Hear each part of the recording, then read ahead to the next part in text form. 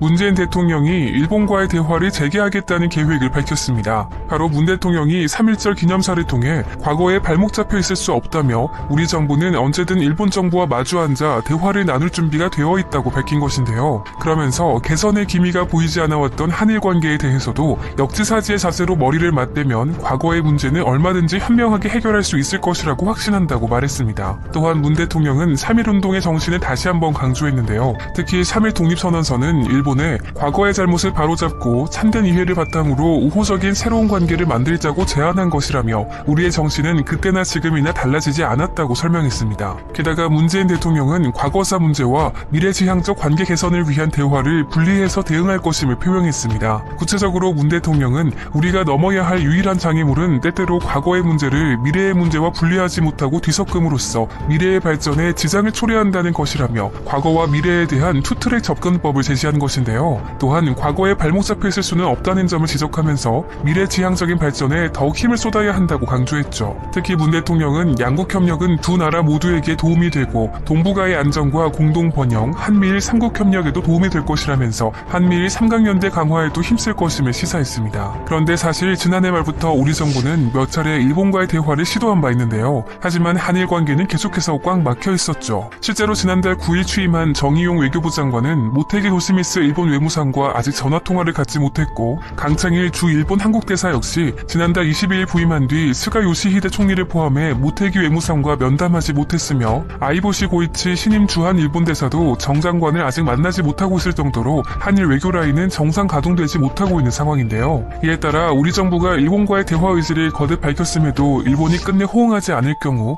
미국의 중재를 요청할 가능성까지 제기됐습니다. 바로 지난달 18일 정의용 장관이 국회 외통위에서 한일 간의 문제는 우리 양국 간에 필요하다고 생각한다면 미국의 도움을 받을 수도 있다고 본다고 말했던 것이죠. 결국 이를 두고 한미일 공조를 중시하는 바이든 정부에 미국의 중재 역할을 기대하는 모습을 내비친 것이란 해석이 나온 바 있습니다. 그런데 이런 상황에서 문 대통령이 일본과의 대화를 추진할 뜻을 공식적으로 언급하면서 일본 언론들은 이를 즉각 속보로 전했는데요. 대표적으로 NHK는 문 대통령이 냉각된 양국 관계에 대해 언제나 일본 정부와 마주 앉아 대화할 준비가 돼 있다고 말했다고 전하면서 다만 위안부 문제와 태평양 전쟁 때 징용을 둘러싼 문제는 직접 언급하지 않고 외교로 현안을 해결한다는 그동안의 입장을 반복하는 데 그쳤다고 분석했습니다. 마찬가지로 교도통신 역시 문재인 대통령이 역사 문제와 분리해 일본과 협력을 추진하겠다는 뜻을 강조했지만 일본 정부를 향한 구체적인 요구나 새로운 제안은 없었다고 분석하면서 위안부 문제와 징용 문제 해결 전망은 여전히 보이지 않는다고 진단했습니다. 또한 니혼 게이자이 신문도 강제징용과 위안부 문제 등 쟁점에 대한 구체적 접근법이 없었다고 분석하는 등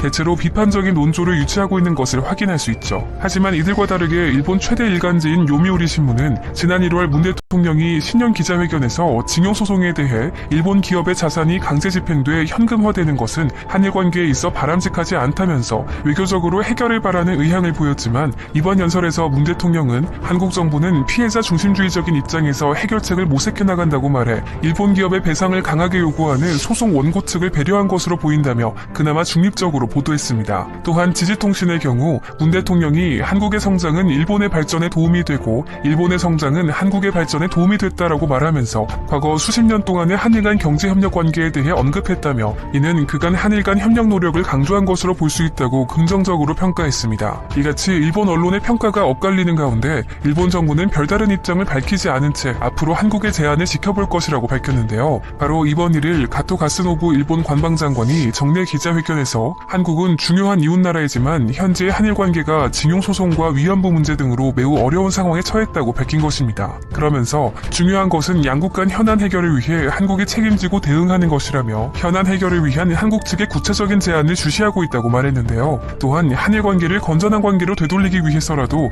일본의 일관된 입장에 근거해 계속해서 한국 측의 적절한 대응을 강하게 요구해 나간다는 것에 변함이 없다는 기존의 입장을 다시 한번 되풀이했습니다. 이렇게 일본은 여전히 한일 관계 개선에 소극적인 반응을 보이고 있는 가운데 문재인 대통령이 한일 관계 개선 의지를 선제적으로 밝힌 것은 일단 미국 바이든 행정부의 외교적 정책 기조에 발을 맞춘 것이라는 평가가 나오고 있어 주목을 받고 있습니다. 먼저 앞서 바이든 행정부는 출범 직후부터 한미일 공조를 강조하면서 중국 포위망 구축에 대한 한국의 동참을 요구한 바 있죠. 우리 정부는 미국의 전임 트럼프 행정부 시절 미국과 중국 가운데 당장 한쪽의 손에 들어주진 않겠다는 균형 외교 전략을 구사해왔지만 바이든 행정부에서 다시 한번 시험대에 오른 셈인데요. 특히 문재인 대통령이 바이든 대통령과의 통화에 앞서 시진핑 중국 국가주석과 먼저 통화하면서 한미일 공조에 대한 미국의 압박이 더욱 거세졌다는 평가도 나온 바 있습니다. 하지만 한국과 미국의 외교 안보 라인이 잇따른 통화를 통해 한미 동맹 강화와 한미일 삼국 공조를 더욱 굳건히 할 것이라는 데 대해 동감한 바 있습니다. 실제로 지난 1월 강경화 전 외교부 장관과 토니 블링컨 장관은 한미일 3자 협력 지속의 중요성과 북한 비핵화에 대한 바이든 대통령의 약속을 강조했다고 밝혔었죠. 한편 바이든 행정부 정책에 발을 맞추는 것과는 별도로 문재인 대통령이 이번 3.1절 기념사를 통한 한일 관계 개선 의지를 밝힌 것은 한미일 관계를 넘어 남북 관계와 북미 관계를 바라본 큰 그림이라는 분석도 나오고 있는데요. 특히 전문가들은 문 대통령의 발표에서 한일 간 협력이 동북아 안정과 함께 한미일 3국의 협력에도 도움이 된다고 언급한 부분에 주목하고 있습니다. 이에 대해 전문가들은 한일 관계 개선을 초석으로 남북 문제 등 한반도 정세 안정화 노력을 기울이는 과정에서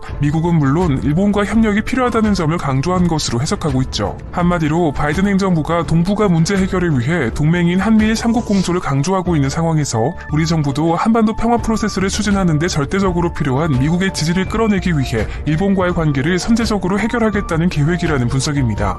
한편 문재인 대통령은 이번 3.1절 기념사를 통해 북한을 참여시킨 동북아 평화 프로세스를 위해 도쿄올림픽 성공 개최도 거론했는데요. 이는 지난 2018년 평창 동계올림픽처럼 도쿄올림픽을 북미 간 대화를 푸는 무대로 활용하겠다는 구상이죠. 물론 코로나19 상황이 여전히 불안하지만 우리 정부도 도쿄올림픽이 정상적으로 개최되면 김정은 위원장을 초청해서 남북미가 다시 한자리에 모이는 계기를 만들 수 있다는 것입니다. 따라서 정리하면 한일 관계를 발전시켜 한미일 협력의 토대로 활용하는 동시에 도쿄올림픽을 계기로 북미 간 대화와 남북미 사이의 원활한 소통도 다시 한번 가동해보겠다는 의지로 풀이됩니다. 그런데 도쿄올림픽 개최가 아직까지 불투명한 상황에서 문재인 대통령이 도쿄올림픽을 언급하자 일본 언론도 이에 주목했는데요. 특히 요미우리 신문은 문재인 대통령이 남북관계 개선을 최우선 과제로 두고 있다고 전제하면서 도쿄올림픽 개회식에 각국 정상급을 초대해 북한 문제를 이야기하는 방안도 검토하고 있어 이런 방안에 대한 긍정적 여론을 형성하려는 것으로 보인다고 분석했습니다. 다만 가토 관방장관은 도쿄올림픽 성공을 위해서는 대회에 참가하는 나라와 지역의 이해와 협력이 필요하다며 역시나 기존에 밝혀왔던 입장만을 짧게 강조했습니다. 한편 문재인 대통령은 도쿄올림픽 참여와는 별개로 북한을 국제무대로 다시 복귀시키기 위해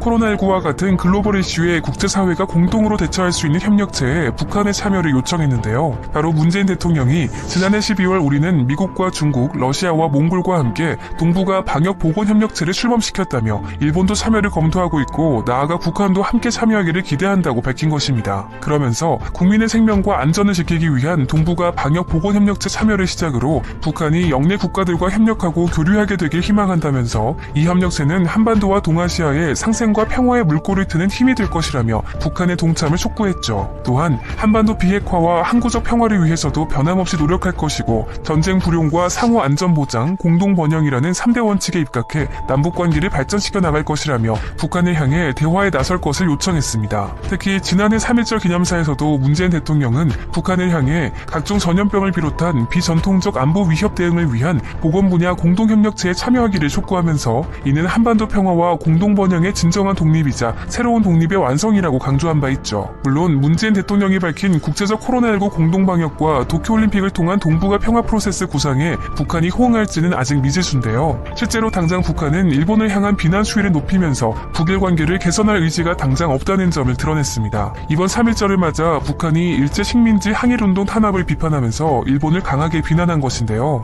구체적으로 북한 노동당 기관지 노동신문은 강도 일제를 반대하는 3.1 인민봉기가 일어난 때부터 102년이 됐다면서 3.1 인민봉기는 우리나라 민족해방투쟁사에 자신의 뚜렷한 자욱을 남긴 전 민족적인 반일 항쟁으로서 오늘도 전체 조선인민의 기억 속에 역력히 남아있다고 강조했습니다. 그러면서 3.1 인민봉기는 일제에게 빼앗긴 나라와 민족의 자주권을 되찾기 위한 애국투쟁이었다며 그러나 일제는 우리 인민의 정의로운 항쟁을 야수적으로 탄압하는 극악한 범죄적 만행을 저질렀다면서 강도 높게 비난했죠. 또한 노동신문은 세월이 흐르고 세대가 바뀌어도 우리 인민은 3.1 인민봉기자들을 비롯해 나라의 자주독립과 민족의 해방을 위한 정의의 투쟁에 나섰던 애국자들과 혁명가들을 잔인하게 학살하고 식민지 통치기가 2년간 수많은 청장년들을 노예로 만들고 살해한 일제의 만고조약을 절대로 잊지 않을 것이며 앞으로도 철저히 계산할 것이라고 밝혔는데요. 더욱이 노동신문과의 인터뷰에 응한 북한 사회과학원 역사연구소 위광남 실장도 3일 인민봉기는 평화적인 시위였지만 일제는 완전 무장한 침략 무력을 동원했다며 평양에서 시위가 일어나자 일제 헌병과 경찰들은 현장에서 평화적 시위자들에 대한 폭행을 감행했다고 지적했습니다. 이어 위 실장은 놈들은 총칼로 시위군중을 야수적으로 탄압했다면서 3월 3일 안주에서는 일본 헌병대 50명이 총을 쓰고 검을 휘두르며 사람들을 죽였고 시위가 벌어진 모든 지역에서 일제 침략군과 헌병, 경찰들이 평화적 시위군중에게 무차별적인 사격을 가했고 각종 흉기를 휘둘러 남녀노소 없이 잔인한 방법으로 학살했다며 일본의 만행을 비난했습니다. 한편으로 이렇게 일본의 뼈 때리는 북한의 발표에 한국 네티즌들 사이에서는 속이 시원하다는 반응이 나오고 있기도 한데요. 대표적으로 역시 일본 담당 국가는 북한, 내 속이 다 시원하다와 같은 반응이 나오고 있습니다. 결국 이같이 3.1절을 맞아 일본의 비난 수위를 높인 북한과 관계 개선에 나서려는 한국의 또 다른 움직임, 그리고 한반도 평화 프로세스 구상을 위한 문재인 대통령의 메시지가 뒤섞여 당분간 동북아시아의 논쟁이 지속될 것으로 보이는 대목입니다.